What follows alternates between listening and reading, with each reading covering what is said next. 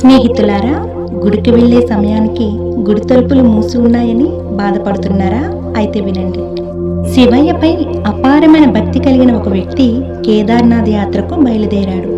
ఆ వ్యక్తి పేదవాడవడం వల్ల చాలా కష్టం మీద కేదార్నాథ్కు చేరుకున్నాడు. కానీ కేదార్నాథ్ గుడి తలుపులు 6 నెలలు మాత్రమే తెరిచి ఉంటాయి.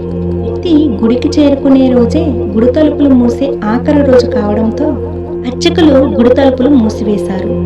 చూసిన ఆ వ్యక్తి, అయ్యా, 2 నిమిషాలు గుడి తలుపులు తెరిస్తే స్వామివారి దర్శనం చేసుకుంటాను అని ఎంతో బ్రతిమలాడుతాడు.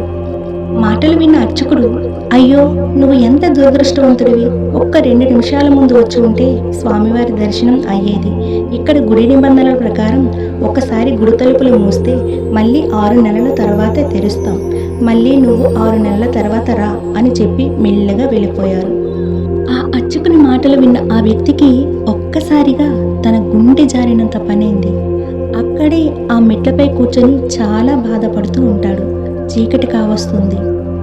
మనసులో బాధ, కళ్ళలో కన్నీరుతో నిండి ఉన్న ఆ వ్యక్తికి ఎవరో ఒక సాధువు తన దగ్గరకు వస్తున్నట్లుగా అనిపించింది. దగ్గరకు వచ్చిన సాధువు, ఎవరి నాయనా నీవు అని అడుగగా జరిగినదంతయో చెప్పాడు ఆ వ్యక్తి. ఆ మాటలు విన్న ఆ సాధువు, బాధపడకు నాయనా, ఆకలితో ఉన్నట్లున్నావు, చీకటి కావస్తుంది, ఇదిగో ఈ పలహారం తిను అని చెప్పి తన భుజాలకు ఆనించి ఉన్న ఒక సంచిలో నుంచి ఒక మూటను తీసి ఇస్తాడు. బహుశా రేపే గుడి తలుపులు తెరుస్తారేమో అని చెప్పి సాధువు మెల్లిగా నడుచుకుంటూ వెళ్ళిపోతాడు. ఆ మాటలు విన్న ఆ వ్యక్తి పలహారం తిని నిద్రలోకి జారుకుంటాడు. మరుసటి రోజు ఉదయం ఆ వ్యక్తి నిద్ర మేల్కొనేసరికి అర్చకులు గుడి తలుపులు తెరుస్తూ ఉంటారు.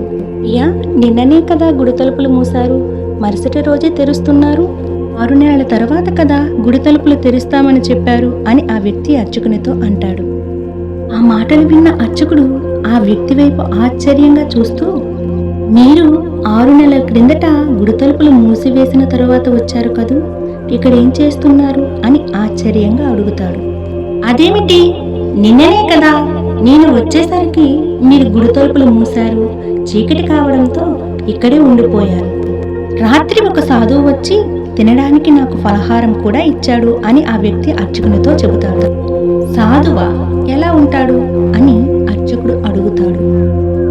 కాషాయ వస్త్రాలతో, ఒంటి నిండా విభూదితో, జడలు చుట్టిన జుట్టుతో, ఒక చేతిలో డమరకం, మరొక చేతిలో త్రిశూలం, మెడ చుట్టూ రుద్రాక్షలతో, భుజాలిక ఆనించిన ఒక సంచితో అని చెబుతూ ఉంటాడు ఆ వ్యక్తి.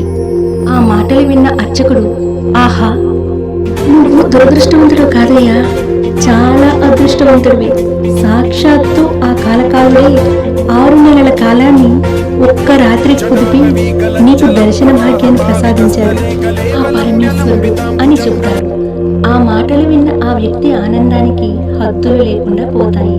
చూసారా, భక్తి మనలో ఉంటే భగవంతుడు తప్పక దర్శనమిస్తాడు. ఇంకా ఎన్నో భక్తి వీడియోల కోసం మా ఛానల్ని సబ్స్క్రైబ్ చేయండి, లైక్ చేయండి. మీకు మా వీడియో నచ్చినట్లయితే హర హర మహాదేవ్ అని కామెంట్ చేయండి.